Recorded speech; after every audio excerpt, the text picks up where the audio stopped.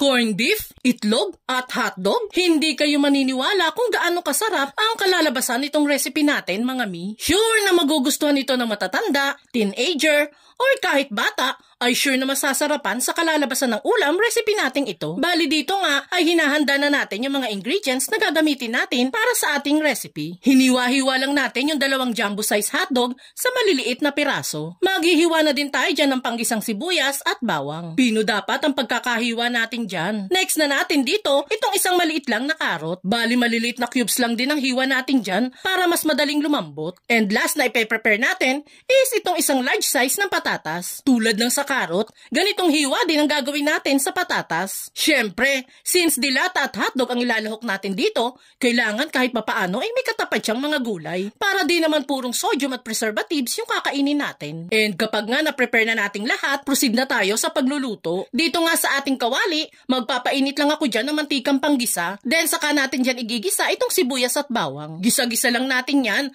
until lumabas na ang bango ng mga aromatics, then saka natin isusunod itong mga nahiwang hotdogs. Shoutout nga pala sa ating 4 na solid viewers na nagpapabati sa comment section. Hello po sa inyo, Ma'am Eileen Agalindo ng Tarlac, Ma'am Emma Kinanola na nanonood sa Abu Dhabi, Ma'am Vanji Silaya ng Bacoor, at si Sir Jerome Alingag ng Kalinga Province. Maraming salamat po sa inyo mga mamat sir. And dyan nga mga mi, isusunod na din natin agad yung patatas at carrots dito sa niluluto natin. Bali sa kalagitnaan na ng pagluluto natin, nilagay yung patatas at carrots dito. Since maliliit lang po ang pagkakahiwa natin dyan, kaya madali naman po natin yung mapapalambot dito. Haluin lang natin yan for 5 minutes, then isunod na din natin dyan itong 2 latang corned beef. Any brand naman po ng corned beef is pwede po dito mga mi. Kung ano yung afford mo, or kung ano yung masarap para sa inyo, yun na lamang po ang ilagay nyo dito. Haluin lang natin ulit ang niluluto for 3 minutes, then saka naman tayo dyan maglalagay ng paminta, seasonings, asin, 2 kutsarang banana ketchup, at spring onions. Mga mi,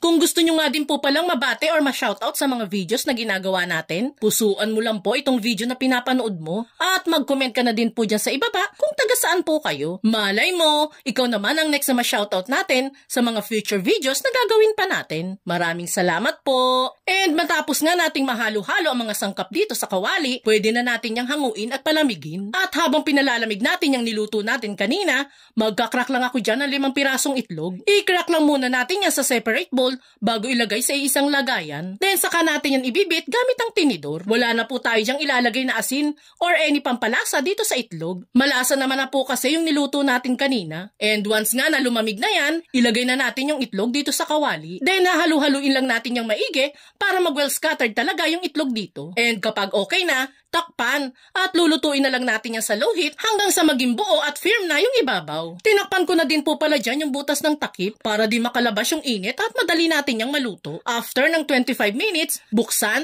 at makikita nyo po dyan na nabuo na yung ibabaw na part nitong niluluto natin. At this point, maingat natin yung babaliktarin gamit ang plato. Then saka natin ibabalik sa lutuan para maluto pa ng husto yung ibabaw. Mga 10 minutes na lang natin yan lulutuin mga mi. And makalipas nga ang 10 minutes, pwede na natin yang hanguin. And there you have it mga mi. Ready to serve na itong mainit-init na tortang hotdog at corned beef recipe natin. Para sa akin, best partner ito ng ketchup mga mi. For sure, mapaparami na naman ang kain ng buong pamilya sa recipe nating ito. Kaya kung ako sa'yo, subukan mo na din magluto nito.